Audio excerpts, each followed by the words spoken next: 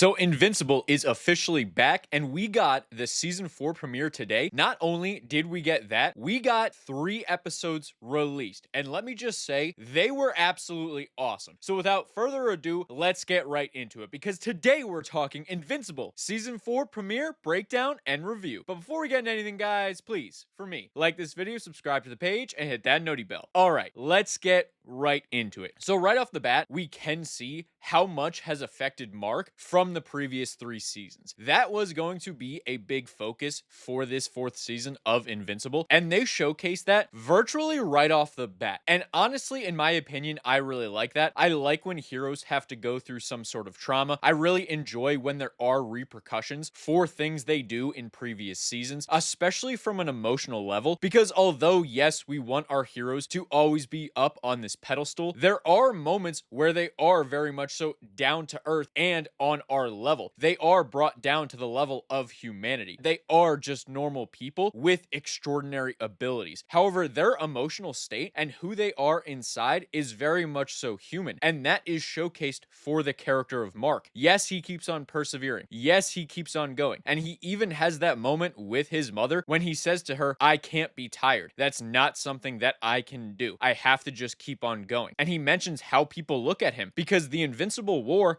did not happen that long ago. And then shortly after that happened, Conquest came. And yes, that wasn't Mark's fault. However, he still once again was right there while a ton of devastation and death was happening. So obviously a bunch of people are going to feel a certain type of way towards Invincible. And this 100% is going to affect Mark, because although a lot of it isn't directly his fault, he still feels significant responsibility for everything that happened. We also got a new character introduced in this episode, Dinosaurus. And let me just say, the voice for Dinosaurus was perfect. It sounded great. It sounded ominous. I really loved his fight with Invincible. And although a lot of people like to joke that Mark loses a lot of fights, yes, that's literally the point. This is about him growing into a hero. I liked how capable they showcased his fighting ability, not just in the first episode, but within these first 3 episodes. It was really satisfying to see. And he was able to take down Dinosaurus relatively quickly. However, in this moment, we have something very important occur. And that moment is after Dinosaurus is defeated, he transforms back into a human, and Mark is going to kill him. He is very much so considering killing him in this moment. And not only is he considering this person who is seemingly innocent and had no control over when he was Dinosaurus, Mark did not care. He was just going to off him. However, the Guardians do step in and they stop him. And this is where we start to see a little bit of friction between Mark and the Guardians, because not all of the Guardians agree with Mark. However, as the episodes go on, they actually start to agree with him more and more. And actually, some of them arguably want him to go even further than he already has. Another thing I really liked was seeing Mark and Cecil start to rebuild their relationship together. A lot of the work is going to be on Cecil's end, as he was the one who did betray Mark in a lot of people's opinion, myself included. However, most importantly, that is the opinion of Invincible. So Cecil definitely has some work to do if he is going to get in the good graces of Earth's greatest superhero, in Cecil's own words. So the fact that he does want to build that trust back with Mark, and he cares about that, and he is letting him know that this isn't a way for me to control you. I just genuinely need your help. The Earth is in a horrible state right now, and you are quite literally the strongest and best superhero we have. So please just help us. No strings attached. And I also like that Mark didn't have a ton of pushback for this, because he definitely realized the state the world was in. And not only that, I think in this moment, he realized Cecil was genuinely desperate. So he wasn't going to have any ulterior motive against Mark in this moment. I also really enjoyed Oliver. I wasn't the biggest fan of him in season 3. Sometimes he was somewhat annoying. However, specifically in this first episode, he is absolutely hilarious. When Debbie and Peter are talking about Mark and Oliver, hearing the two of them doing their activities at night, Oliver downstairs starts to joke about that. He jokes about the fact not only does he hear that, but he's heard Mark and Eve multiple times, that Eve is actually louder than Mark's mom. I also found it really funny when Eve walked in and Oliver made a little joke referencing that very topic. It was just really funny to see, and I'm really enjoying seeing Oliver become integrated with all of these other characters, and his rapport with them is definitely starting to build. This was a very comedic moment, and it fit and worked so well in my opinion. I hope they keep stuff like this up. Another thing with the episode, we knew Adam Eve's powers were going to be on the fritz. That was quite literally teased in the previous season, and I do like how they are showing this, and they show that even when her powers on the fritz, she still has the ability to knock someone out, because she quite literally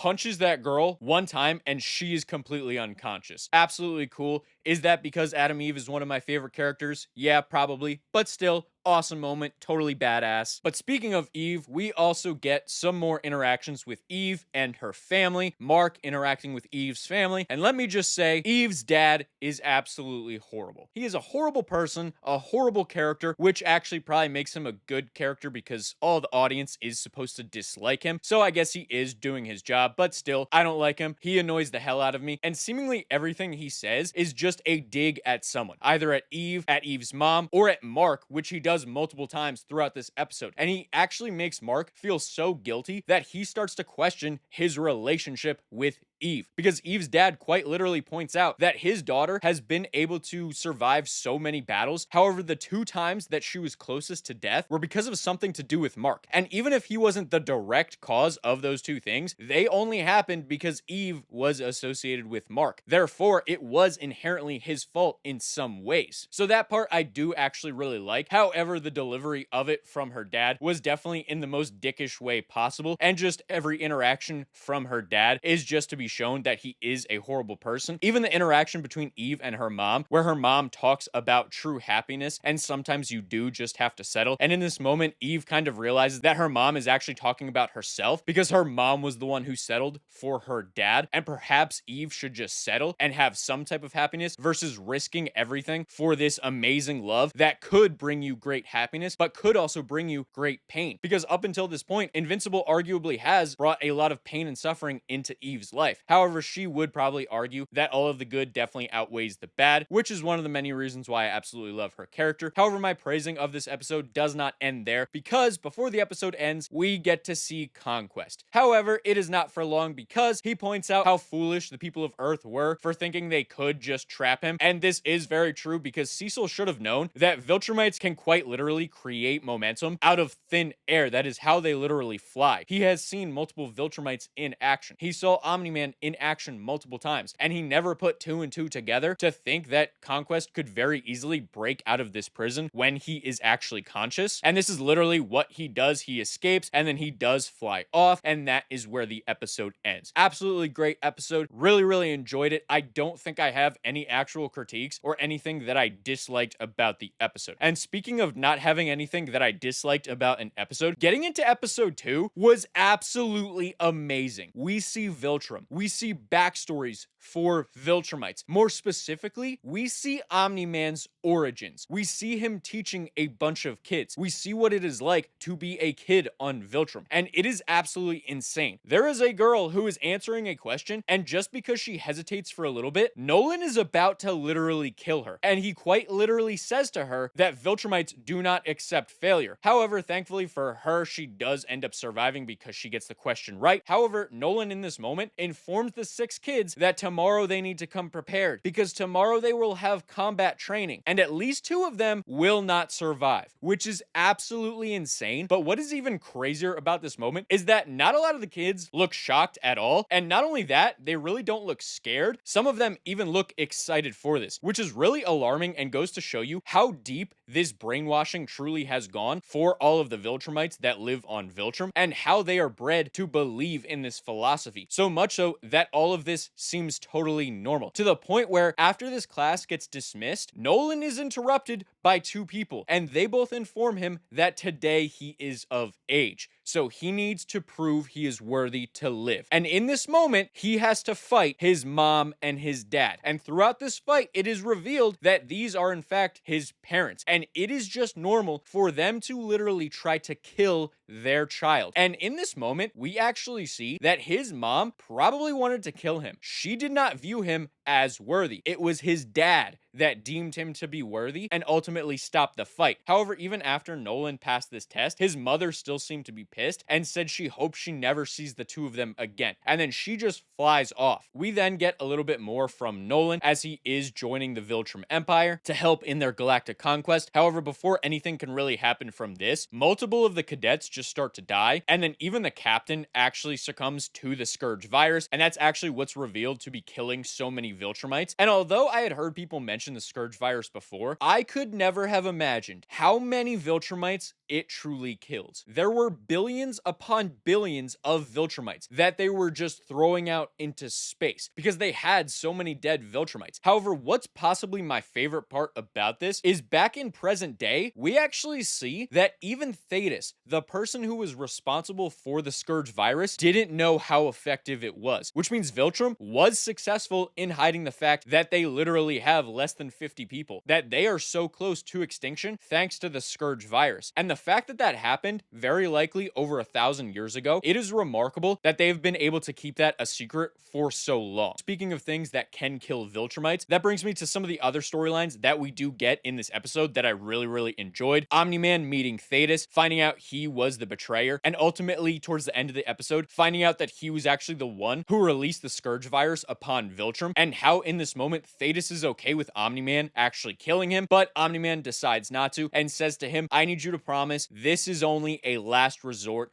Do not release it unless we cannot win. And Thetis does agree in this moment, and I personally do believe that Thetis will keep his word on this. However, it is after Thetis agrees to this that Omni-Man says he needs to go get his son, now realizing how pivotal this battle truly is, because if the coalition is not successful, they are going to release the Scourge virus, which is not only detrimental to all of the Viltrumites, but also to Oliver and Mark. If any trace of that ever gets anywhere near the two of them, they would absolutely die. And this is quite literally stated by Thetis. This is the perfected version of the Scourge virus. And considering how many Viltrumites the non-perfected version was able to kill, stands to reason that this version would absolutely annihilate every single one of them without question. So this change in Omni-Man is really cool. Him realizing that his sons both are going to inevitably need to join this fight, and that he himself is also going to need to join the fight. And that was a big theme of this episode. Nolan realizing that he not only needs to help the coalition, but he should stand against Viltrum, because as he and Alan go on this journey to find multiple different weapons that are capable of killing Viltrumites, Nolan is reminded of how cruel not only the Viltrumites, but who he truly was when he was part of the Empire. All of the cruel acts he did in their name. And they were all things that he realistically thought nothing of. Even his mission on Earth to impregnate someone just to help repopulate. Alan points out how absolutely absurd and ludicrous this is. Yes, murdering a bunch of planets was absolutely crazy, but now literally trying to conquer a planet just so you can use them to repopulate is absolutely insane. And I love Omni-Man's reaction to Alan pointing this out. And this just pushes Nolan further to his journey of atonement and to truly transforming into a different, better person. Nolan and Alan's friendship building throughout this episode was also really cool. The moments, the comedy of Nolan sleeping on the couch while Alan and his girlfriend were doing you know what was absolutely hilarious, and they kept playing it. It was like they were hitting us over the head with the joke, except instead of it not landing, which is what usually happens when a show tries to do that, it was hilarious each and every time, to the point where every time it showed that happening, it got funnier and funnier, not because of how often it's happening, but because Alan and his girlfriend seemingly get louder and louder each time, causing Nolan to truly not be able to sleep, to the point where he goes looking around for somewhere else to sleep, and he quite literally finds a perfect bed and couch in a separate room for him. So he decides to go to the captain and is absolutely pissed. And for a second, I did consider that Omni-Man might just murk this guy because he isn't fully transformed and he was really pissed in this moment. However, he did let the captain live, and it was just a moment for comedic purposes. That being said, the whole situation on the Ragnar planet not only was really awesome, but made me think that Nolan was once again going to kill the captain, because as Omni-Man and Nolan are down on the planet, Omni-Man instructs them to move the disc slightly so that some of the Ragnars become freed enough to where they can carry them to the ship and back to Telescria. However, the idiot captain decides, instead of listening to the person who knows most about this, he decides to blow up the disc. And once this happens, a bunch of Ragnars are freed and they go to town, and we see just how formidable they are. As even half frozen, they were going toe to toe with two of the strongest characters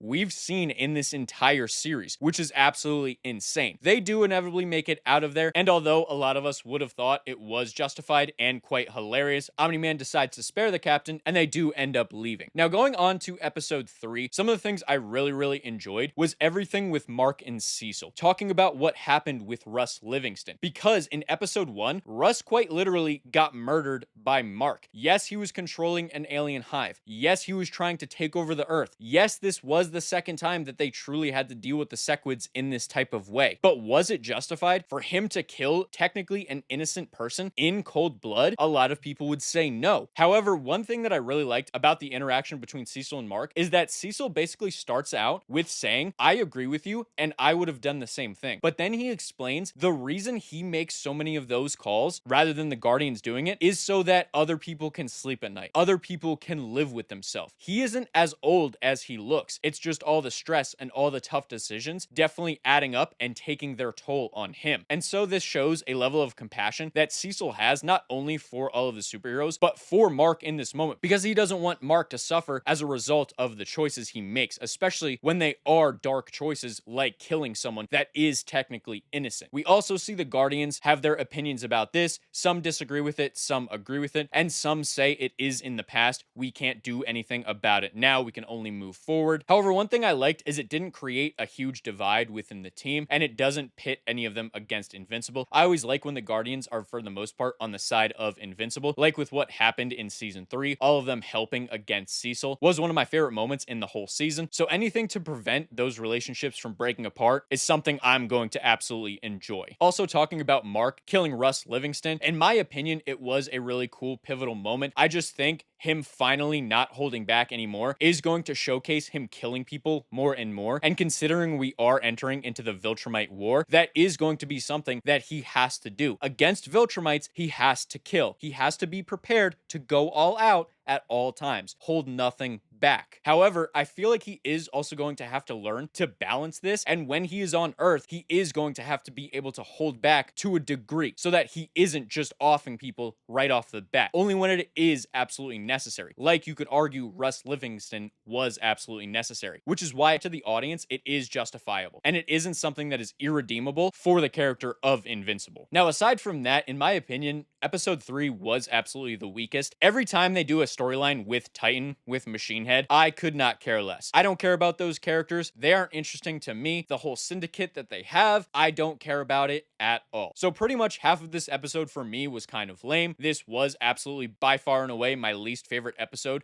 between these three. However, despite all those boring storylines, in my opinion, we did also get some pretty big reveals in this episode, like Mark talking about the other times he has considered killing people, the fact that it is becoming something that he is considering more and more, the fact that when D.A. Sinclair did try to apologize to him in Cecil's office, one of his first thoughts was quite literally killing him. And no, it wasn't confirmed by Mark in this moment that he was actually considering killing him. However, based on the situation, you could definitely tell that Invincible was 100% at least considering killing him in that moment. And Cecil even points this out. I also like that this situation doesn't result in a further divide being caused between Cecil and Mark. Mark leaves on good terms, and Cecil even says, Mark didn't leave through the ceiling, so I will count this as a win. Now, talking about the biggest reveal in the entire episode, we finally are getting to the bottom of why Eve's powers are on the fritz. And it's revealed at the very end of the episode, Eve is pregnant. Now, a lot of people were theorizing about this, whether that was because they read the comics or if it was genuine theories about this. It does make a lot of sense as her powers work on the atomic level. So her having someone else quite literally growing inside of her, affecting her powers and her ability to control matter would make some sense. And I am really intrigued to see how they approach this storyline, especially considering Omni-Man and Alan are probably going to show up at the end of the next episode, and Mark probably will leave in episode 5. So does that mean Eve is going to tell Mark before he goes to fight in this war? Or is she going to let him go, not tell him that she is pregnant, and then she is either going to have to go through this whole pregnancy alone and give birth alone? Or is Mark going to return and realize she is pregnant out of nowhere? Or is he going to return and already have a child? These are things I'm incredibly intrigued about, and because I haven't read ahead in the comics aside from 2 of them, and neither of those comics have spoiled this question for me, but I'm interested to hear from all of you guys. What did you think of these 3 episodes? Which episode was your favorite? And what are you most excited for in season 4? Let me know in the comments below. And while you guys are down there, please, for me, like this video, subscribe to the page, and hit that noti bell. And I'll see all of you in the next video. Goodbye.